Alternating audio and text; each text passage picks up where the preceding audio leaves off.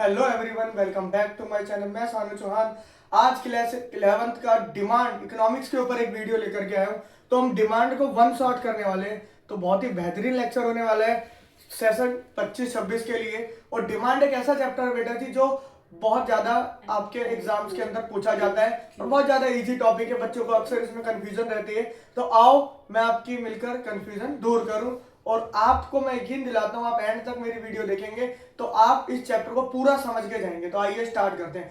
तो देखो बेटा, मेरा मानना यह है कोई भी चैप्टर स्टार्ट करने से पहले उस चैप्टर का मीनिंग, जैसे डिमांड क्या होता है, तो डिमांड को एग्जाम्पल देता हूं पहले, फिर मैं आपको मीनिंग समझाऊंगा। तो ध्यान दीजिएगा, एक व्यक्ति है राहुल। राहुल मेरा एक फ्रेंड है। तो राहुल भाई साहब को उसकी मम्मी ने जो है, मान लो उसकी मम्मी ने संतरे मंगाए। तो संतरे लेने गया भाई साहब, या आलू लेने गया, मान लो आलू 30 रुपए किलो लेने गया और उसकी मम्मी ने उसे पैसे दे दिए। तो जब वो दुकान पे गया तो क्या वो दुकान पे पूरी रेडी खरीद लेगा आलू की? नहीं बेटा जी, आलू वो 1 किलो लेने गया था तो 1 किलो खरीदेगा। तो डिमांड क्या है? Demand, what is demand? Demand is a quantity of a product. तो पहली लाइन इसलिए बोला गया है कि क्वांटिटी है प्रोडक्ट की, क्योंकि राहुल भाई साहब ने पूरा थैला नहीं खरीद करके केवल 1 किलो क्वांटिटी खरीदी। तो बोला गया है कि क्या है डिमांड, ध्यान दीजिए कि it is a quantity of a product. Quantity है प्रोडक्ट की that a consumer is willing, जो कंज्यूमर विलिंग करता है, चाहता है खरीदना, एंड एबल टू बाय, और वो कितना एबल कर सकता है, बाय कितना खरीद सकता है, भाई वो 1 किलो क्वांटिटी खरीद सकता है बिकॉज उसकी मम्मी ने उसे 30 ही रुपए दिए थे। आगे बढ़ते हैं, दो चीजें समझ में आई बेटा, क्वांटिटी और प्राइस, पैसा कितना देगा वो, 30 रुपए। आगे ड्यूरिंग अ गिवन टाइम, और जब वो खरीदने जाएंगे भाई साहब तो एक पर्टिकुलर टाइम होगा और एक प्लेस भी होगा। तो आप कह सकते हैं कि demand is a quantity of a product which is purchase by a consumer during a particular time, place and price. कहने का मतलब यह है कि क्वांटिटी है प्रोडक्ट की जो consumer is willing and able to buy at its possible price during a given time. एक गिवन टाइम में, जो पर्टिकुलर टाइम गिवन, एक टाइम भी होगा वहां पर, प्राइस भी होगा, क्वांटिटी भी होगी और प्लेस भी होगा। तो उन सब चीजों पर जो राहुल भाई साहब खरीद रहे हैं तो उनको बोला जाएगा डिमांड। समझ में आई डिमांड? आगे बढ़ते हैं। क्या क्या एलिमेंट होते हैं डिमांड के अंदर बेटा? 4 एलिमेंट।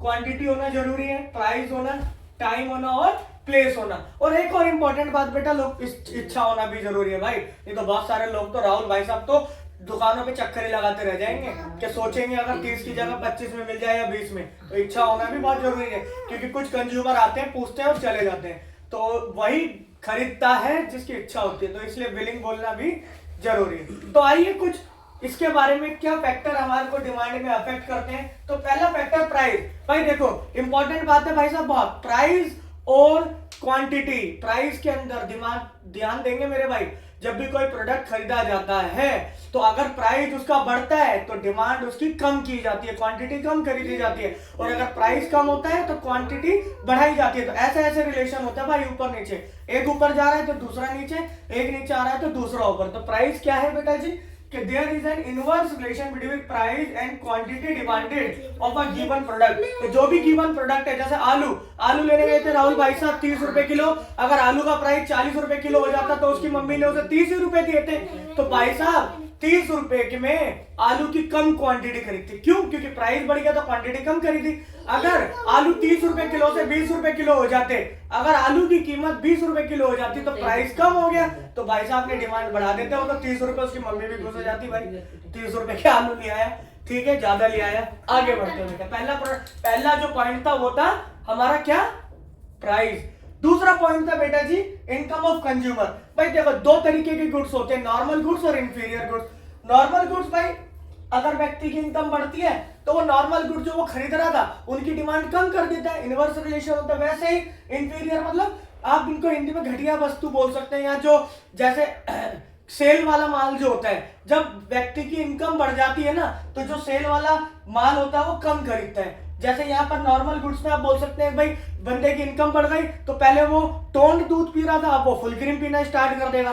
तो इनकम भी बहुत ज्यादा डिपेंड करती है, इनकम के बढ़ने से वो डिमांड बढ़ाता है अदर गुड्स की, लग्जरी आइटम्स की। तो नॉर्मल गुड्स और इंफीरियर गुड्स की डिमांड वो कम कर देता है। समझ में आ पा रही है बेटा जी बात? आगे बढ़ते हैं। तीसरा पॉइंट है टेस्ट एंड प्रेफरेंस। तो टेस्ट और प्रेफरेंस अगर कंज्यूमर का बदलता है तो वो डायरेक्टली डिमांड पर अफेक्ट करता है। जैसे कि भाई फैशन बदल गया, अब आपने देखा होगा धीरे धीरे ठंड आ रही है, जैकेट्स की डिमांड बढ़ेगी, तो गर्म कपड़ों की डिमांड बढ़ने से जो नॉर्मल कपड़े हम गर्मी के यूज कर रहे थे उनकी डिमांड कम हो जानी है। तो जो प्रेफरेंस है, जो दिया जाने वाला है, वो गर्मी के ठंड के कपड़ों को दिया जाने वाला है गर्मी के कपड़ों की बजाय। तो बेटा जी ध्यान दीजिएगा, जब भी टेस्ट बदलता है, प्रेफरेंस बदलता है, तो डिमांड भी डायरेक्ट अफेक्ट होती है। ठीक है, तो हम किस चीज की डिमांड करने वाले हैं बेटा जी? डिमांड जो हम करने वाले हैं वो गर्मी के कपड़ों की करने वाले हैं। तो आइए आगे बढ़ाते हैं वीडियो को। ठीक है, 3 पॉइंट मैंने बताए, प्राइस, दूसरा पॉइंट बताया मैंने आपको इनकम ऑफ कंज्यूमर, तीसरा point test and preference. 4th point की बहुत इंपॉर्टेंट है, price of a related goods. भाई रिलेटेड गुड्स के प्राइस, दो तरीके के गुड्स होते हैं, एक सब्स्टिट्यूट और एक कॉम्प्लीमेंट्री। तो ध्यान देंगे, सब्स्टिट्यूट गुड्स क्या होते हैं? An increase in price of substitute goods leads to increasing demand of a given product by vice versa. भाई ध्यान देंगे, अगर जो भी सब्स्टिट्यूट गुड्स है उसका प्राइस बढ़ जाता है तो उसकी डिमांड बढ़ाते हैं। ध्यान देंगे क्या लिखा हुआ है, increase in price of substitute goods lead to increase in demand of given product. तो जो गिवन प्रोडक्ट है उसकी डिमांड बढ़ जाती है। एग्जांपल भाई टी और कॉफी, अगर मेरी टी का प्राइस बढ़ गया, सपोज करो टी का प्राइस बढ़ गया, तो लोग क्या करेंगे? कॉफी की डिमांड करना स्टार्ट कर देंगे। डायरेक्ट रिलेशन है, क्योंकि टी के प्राइस बढ़ने से कॉफी जो गिवन प्रोडक्ट है, अल्टरनेटिव प्रोडक्ट है, सब्स्टिट्यूट प्रोडक्ट है, उसकी डिमांड बढ़ाएंगे। ठीक है, और अगर टी के प्राइस कम हो रहे हैं तो हम क्या करेंगे? कॉफी की क्वांटिटी की डिमांड उसकी जो है वो कम करने वाले हैं, क्योंकि फिर हम टी इस्तेमाल करेंगे। जैसे कि भाई पेप्सी और कोक, अगर पेप्सी के प्राइस बढ़ जाएंगे तो लोग कोक की डिमांड बढ़ा देंगे, और अगर पेप्सी के प्राइस कम हो रहे हैं तो कोक की डिमांड भी कम हो जानी है, क्योंकि कोक की डिमांड कम हो जानी है, लोग पेप्सी खरीदने लग जाएंगे। तो सब्स्टिट्यूट गुड्स के अंदर जो रिलेशन होता है वो डायरेक्ट होता है बेटा जी, एक के बढ़ने से दूसरा बढ़ रहा है और एक के घटने से दूसरा घट रहा है। समझ में आई बात? बट पेप्सी के प्राइस बढ़ने से डिमांड कोक की बढ़ रही है, और पेप्सी के प्राइस कम होने से कोक की डिमांड कम हो रही है। ये मैं दिखा देता हूं आपको। If an increase in price of substitute goods lead to increase in demand of a given product and vice versa. और आगे हम ध्यान देंगे कॉम्प्लीमेंट्री गुड्स के बारे में। If a increase in price of a complementary goods, अगर complementary goods के प्राइस में बढ़ोतरी होती है, leads to decrease in price of a given product, और जो गिवन प्रोडक्ट है उसके प्राइस में घट जाता है उसका प्राइस, तो भाई ध्यान देंगे क्या बोल रहा हूं मैं।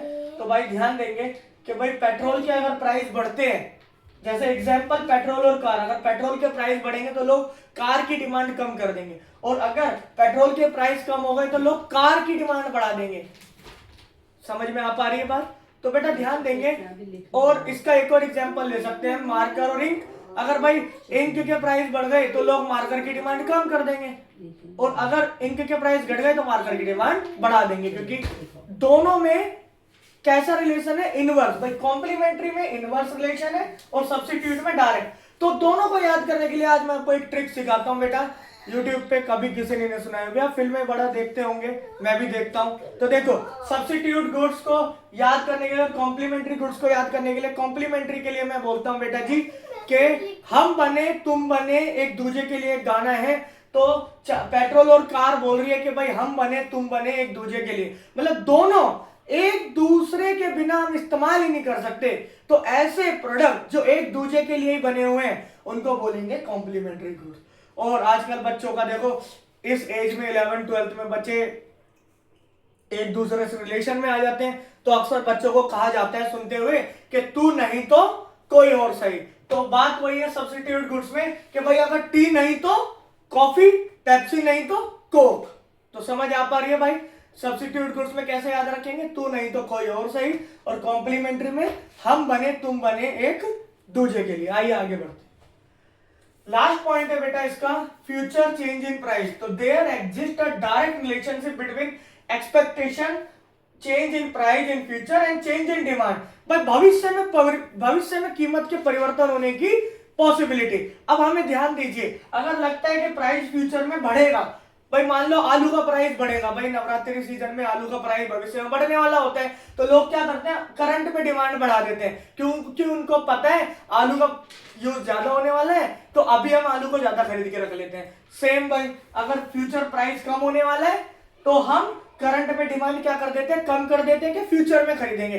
तो भाई ध्यान दीजिएगा, 5वां पॉइंट है इसका आखिरी पॉइंट, तो ध्यान दीजिएगा दोनों में कैसा रिलेशन है, फ्यूचर में, फ्यूचर चेंज इन प्राइस में डायरेक्ट। अगर भविष्य में फ्यूचर में प्राइस मेरा बढ़ रहा है, करंट में डिमांड बढ़ाऊंगा, और फ्यूचर में प्राइस कम होगा तो करंट में डिमांड कम करूंगा। तो फटाफट से नोट कर लीजिए, फिर आगे बढ़ते हैं। तो अब हम सीखने वाले हैं बेटे जी लॉ ऑफ डिमांड। बहुत ही इंपॉर्टेंट टॉपिक है लॉ ऑफ डिमांड, टेबल और कर्व, बहुत बार पूछा जाता है और हमें पता होना बहुत जरूरी है। तो आइए समझते हैं। तो लॉ ऑफ डिमांड क्या होता है, when all other factors are constant, जब अदर फैक्टर कांस्टेंट होते हैं, increase in price of a price leads to decrease in quantity of a product. भाई जब प्राइस बढ़ता है तो क्वांटिटी प्रोडक्ट की डिक्रीज होती है, और जब प्राइस कम होता है तो क्वांटिटी प्रोडक्ट की बढ़ जाती है। तो ध्यान दीजिए टेबल के जरिए हम कैसे समझेंगे। और एक इंपॉर्टेंट बात बहुत ज्यादा, कि प्राइस और क्वांटिटी डिमांडेड में इनवर्स रिलेशनशिप होता है। ऐसा रिलेशन होता है, एक के बढ़ने से दूसरा कम होता है और एक के कम होने से दूसरा बढ़ता है, ठीक है। जब प्राइस बढ़ेगा तो डिमांड कम करेंगे, और जब प्राइस कम होगा तो डिमांड बढ़ा देंगे। ये लॉ ऑफ डिमांड कहते हैं। और जैसा कि मैंने आपको राहुल का एग्जांपल भी दिया था, अगर वो 30 रुपीज के जी आलू लेने गया था और आलू का प्राइस अगर 40 रुपीज हो गया, तो यानी कि प्राइस बढ़ गया, तो भाई के पास 30 रुपीज थे तो क्वांटिटी उसने कम कर दी। और अगर प्राइस 30 से घट के 20 रुपए हुआ होता मार्केट में, तो प्राइस के कम होने से वो भाई साहब क्वांटिटी बढ़ा देते, तो आलू वो ज्यादा खरीद लेते। आइए समझते।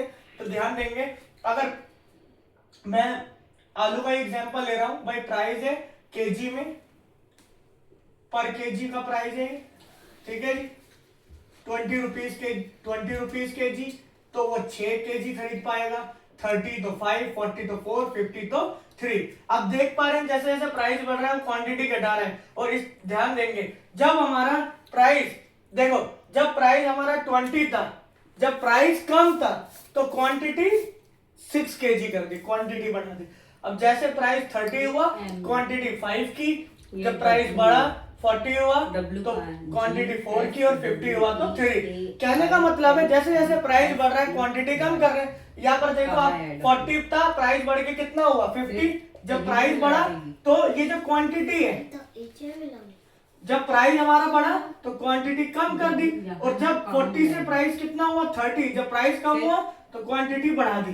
कहने का मतलब है एक ही कर्व है, ऊपर नीचे हो रहे हैं। तो भाई जब प्राइस बढ़ेगा तो क्वांटिटी कम होगी, और प्राइस कम होगा तो क्वांटिटी बढ़ेगी। तो फटाफट से बेटा जी ये आप नोट कर लीजिए लॉ ऑफ डिमांड में। फटाफट से एक और बताया था, लॉ ऑफ डिमांड क्या होता है कि when all other factors are constant. Other factor क्या है, इनकम हो गई, इनकम कंज्यूमर की इनकम हो गई, टेस्ट एंड प्रेफरेंस हो गया, है ना भाई, टेस्ट एंड प्रेफरेंस हो गया, सब्स्टिट्यूट गुड्स एंड कॉम्प्लीमेंट्री, ये सारे हमारे अदर फैक्टर्स हैं जो अभी हमने थोड़ी देर पहले पढ़े थे। तो उनको वो सब अगर कांस्टेंट है, उनमें कोई चेंजेस नहीं हो रहे, है ना। एक पॉइंट बहुत इंपॉर्टेंट ये भी आता है, वेदर और सीजन और वेदर। भाई जैसे मौसम बदलता है, जलवायु चेंज होती है, तो डिमांड पे इफेक्ट डालती है। तो टैक्सेस भी हैं, तो ये सब मेरे अदर फैक्टर्स हैं। तो फटाफट से आप नोट कर लीजिए, फिर आगे बढ़ते हैं। तो बच्चों अब हम नेक्स्ट टॉपिक की ओर बढ़ते हैं। तो बहुत ही इंपॉर्टेंट टॉपिक है, अक्सर एग्जाम्स के अंदर 4 मार्क्स का आता है कि भाई चेंज इन डिमांड और चेंज इन क्वांटिटी डिमांडेड में क्या डिफरेंस होता है। तो दोनों को समझेंगे, बड़ा विस्तार से समझेंगे। तो ध्यान देंगे बेटा जी, change in quantity demanded and change in demand. भाई डिमांड में जो चेंज होता है, डिमांड में चेंज होना और चेंज होना क्वांटिटी डिमांडेड में, तो दोनों अलग अलग चीजें हैं। तो भाई चेंज इन डिमांड, डिमांड में परिवर्तन, जो डिमांड में परिवर्तन है, तो डिमांड में जो भी चेंजेस होते हैं वो डिमांड में चेंजेस कब होते हैं, अदर फैक्टर्स के वजह से चेंजेस होते हैं, वहां प्राइस सेम रहता है, प्राइस चेंज नहीं होता। और अगर हम बात करें क्वांटिटी डिमांडेड में चेंज, भाई क्वांटिटी डिमांडेड में जो चेंज होते हैं वो प्राइस के कारण होते हैं। भाई प्राइस बढ़ेगा तो डिमांड कम की जाएगी, और प्राइस घटेगा तो डिमांड बढ़ाई जाएगी। तो आइए समझते हैं थोड़ा सा। सबसे पहले फैक्टर कौन कौन सा रिस्पॉन्सिबल है, तो भाई इट इंक्रीज और decrease in demand of a product due to other factor. तो यहाँ पर जो प्रोडक्ट की डिमांड बढ़ती या घटती है वो अदर फैक्टर के कारण होता है। और चेंज इन क्वांटिटी डिमांडेड में एक लाइन लिखना बहुत जरूरी है बेटा जी कि when all other factors are constant, जब अदर फैक्टर कांस्टेंट होते हैं तो इट इज इंक्रीज और decrease in quantity demanded of a product. जब अदर फैक्टर कांस्टेंट होंगे तो इंक्रीज होगी डिमांड या डिक्रीज होगी क्वांटिटी डिमांड। क्या लिखा हुआ है? इट इज इंक्रीज और decrease in quantity demanded of a product. तो प्रोडक्ट की जो क्वांटिटी डिमांडेड होगी या तो वो बढ़ेगी या घटेगी। अब यहां पर चेंज बोला हुआ है कि भाई all other factor constant, when price will increase then quantity demanded will decrease and then price will decrease then quantity demanded will increase. तो इसमें हमारा नेगेटिव रिलेशन है, इसमें पॉजिटिव। तो दूसरा पॉइंट बनता है प्राइस इफेक्ट। तो बेटा चेंज इन डिमांड में प्राइस का कोई इफेक्ट नहीं होता, प्राइस हमेशा कांस्टेंट रहता है। But change in quantity demanded में प्राइस इफेक्ट कैसा होता है बेटा जी? नेगेटिव, क्योंकि जब प्राइस बढ़ता है तो क्वांटिटी डिमांडेड कम होती है और प्राइस कम होता है तो क्वांटिटी डिमांडेड इंक्रीज होती है। थर्ड पॉइंट है बेटा टेबल कि भाई प्राइस और क्वांटिटी, प्राइस हमने सेम रखा है 10 10 10, क्वांटिटी डिमांडेड 100 50 और 200 कि भाई पहले 10 प्राइस पर 50 थी और फिर प्राइस उतना ही रहा 100, क्वांटिटी बढ़ना और क्वांटिटी कम होना, चेंज होना। तो प्राइस चेंज कब होगा भाई? जब प्राइस तो उतना ही है, अब व्यक्ति की इनकम बढ़ जाए तो वो क्या करेगा? जब इनकम बढ़ेगा तो क्वांटिटी बढ़ा देगा और इनकम घटेगा तो क्वांटिटी कम कर देगा। आगे वैसे ही है, प्राइस इफेक्ट हमने बता दिया। अगर क्वांटिटी डिमांडेड में टेबल 10 15 20, भाई देखो 15 के प्राइस पर 100 क्वांटिटी परचेज कर रहा है, जब प्राइस बढ़ गया 20 हो गया तो डिमांडेड हमने कम कर दी, और जब प्राइस घट के 10 हो गया तो क्वांटिटी डिमांडेड बढ़ा दी। तो आइए लास्ट पॉइंट समझते हैं इसको। लास्ट पॉइंट कैसे समझेंगे बेटा जी? डायग्राम से। तो ध्यान देंगे, P हमारा प्राइस है और Q हमारी क्वांटिटी है इनिशियल। प्राइस हमारा कांस्टेंट है। जब क्वांटिटी बढ़ती है, क्वांटिटी कब बढ़ेगी? अदर फैक्टर में इनकम को एग्जांपल मान रहा हूं। अगर मेरी इनकम बढ़ जाए, किसी कंज्यूमर की इनकम बढ़ जाए तो वो क्या करेगा? डिमांड बढ़ा देगा, क्योंकि प्राइस तो नहीं बढ़ा, प्रोडक्ट का प्राइस वही है। तो यहां पर शिफ्ट होने वाला है राइट वर्ड। अगर इनकम घट जाए तो लेफ्ट वर्ड शिफ्ट होगा, ये राइट वर्ड ये लेफ्ट वर्ड। अब एक इंपॉर्टेंट बात बेटा जी कि जब हमेशा याद रखना, चेंज इन डिमांड और चेंज इन क्वांटिटी डिमांडेड भी समझ लो कि भाई प्राइस है ये क्वांटिटी, प्राइस के बढ़ने पर क्वांटिटी कम होती है और प्राइस के घटने पर क्वांटिटी बढ़ती है। जब क्वांटिटी कम हो रही है तो कॉन्ट्रैक्शन बोलेंगे, क्वांटिटी बढ़ रही है तो एक्सपेंशन, संकुचन और विस्तार, भाई कमी और बढ़ोतरी। तो एक इंपॉर्टेंट बात बेटा जी, जब यहां पर देखेंगे चेंज इन क्वांटिटी डिमांडेड में जो डिमांड कर्व है वो एक ही डिमांड कर्व है और आगे पीछे हो रहा है। लेकिन अगर आप यहाँ चेंज इन डिमांड में डायग्राम देखेंगे तो डायग्राम शिफ्ट हो रहा है, राइट वर्ड और लेफ्ट वर्ड। तो बहुत इंपॉर्टेंट बात बताने वाला हूं, ध्यान से समझेंगे कि भाई देखो दो तरीके के डांस होते हैं, एक हमारा इंडियंस का डांस होता है और एक हमारा जो वेस्टर्न कल्चर है। तो अंग्रेज भाई साहब हमारे कैसे नाचते हैं? हाथ में हाथ पकड़ के ऐसे ऐसे हिलते रहते हैं, ऐसे ऐसे, मतलब एक ही डायग्राम पर ऊपर नीचे हो रहे हैं। बट हमारे इंडिया के लोग इधर नाचेंगे उधर पहुंच जाएंगे। तो डायग्राम जो है वो शिफ्ट हो रहा है, किस तरफ शिफ्ट हो रहा है? राइट वर्ड या लेफ्ट वर्ड?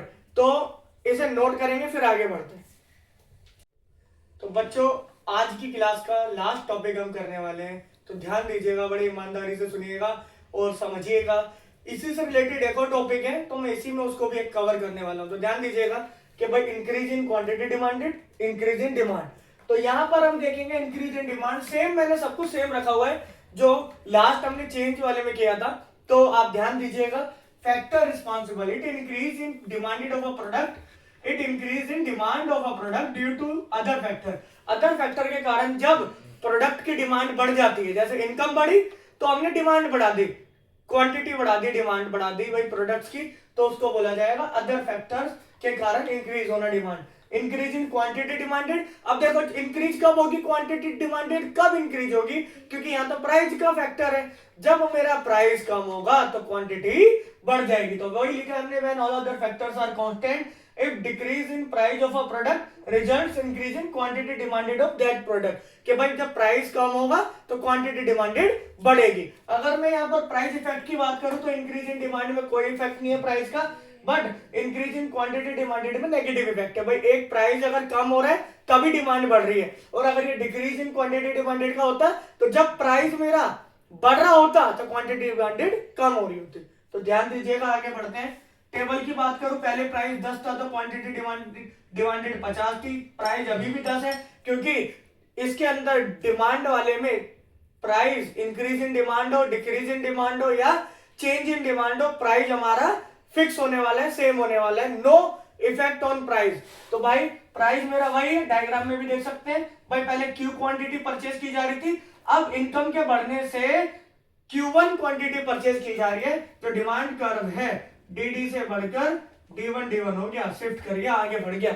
अब हम बात करें यहाँ पर क्वांटिटी डिमांडेड वाले की, तो प्राइस जब 10 था, जब 15 प्राइस था तो 100 क्वांटिटी परचेज की जा रही थी, प्राइस घट के जब 10 हुआ तो क्वांटिटी हमने कितनी कर दी, बढ़ा दी, 120 कर दी।